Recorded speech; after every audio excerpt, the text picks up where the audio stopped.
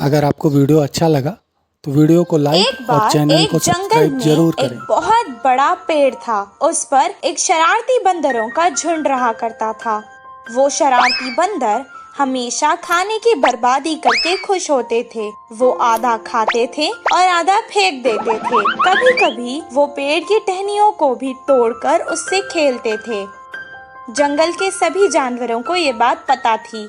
वो सब हमेशा चुप रहते थे, पर कभी उसे कुछ नहीं बोलते थे और ना ही कोई उनसे दोस्ती करता था।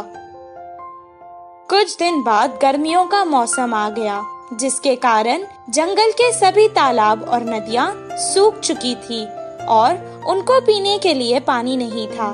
बंदरों को प्यास लग रही थी, इसीलिए वो पानी की तलाश में यहाँ वहाँ घूमने लगे और जंगल के बहुत दूर चले गए। बहुत दूर सूरज की रोशनी से जमीन चमक रही थी। ये देखकर बंदरों को लगा कि वो तालाब है और वो वहाँ भागकर आ गए। कुछ देर बाद वैसे ही उन्हें फिर से तालाब नजर आया और वो उस तरफ भागने लगे। पानी की तलाश करते करते वो यहाँ वहाँ भागने लगे। वो थक चुके थे, इसीलिए उन्हें अब और प्यास लग रही थी। उनकी जबान सूख चुकी थी और गर्मी के कारण उनका सर फटने लगा और उनके पैरों में छाले पड़ चुके थे। एक झाड़ के नीचे बैठकर वो आराम करने लगे। एक बंदर ने कहा, अगर मुझे पानी नहीं मिलेगा तो इस कड़क धूप में मैं प्यासा ही मर जाऊंगा। दूसरे बंदर ने कहा, क्या करे, हर जगह हमें पानी तो नजर आता है, पर जब हम पास जाते हैं वो गायब हो जाता है। वहीं पेड़ के पास खड़ के एक हाथी उनकी बातें सुन रहा था।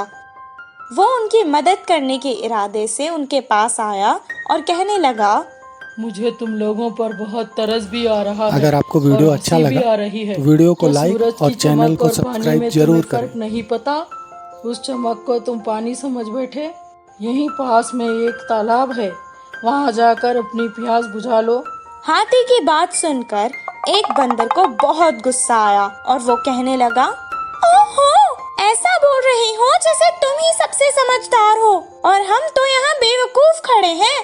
इतना कहकर वो हाथी के ऊपर चढ़ गया और उसका गला पकड़ लिया। मैं सच कह रहा हूँ, मेरा यकीन करो। हाथी जोर जोर से बोलने लगा, आज तक हमें इस जंगल में किसी ने भी सलाह नहीं दी और तुम्हारी इतनी हिम्मत। एक के बाद एक सब बंदर उस पर कूद पड़े और उसे मारने लगे। हाथी किसी तरह अपनी जान बचाकर वहाँ से भाग निकला।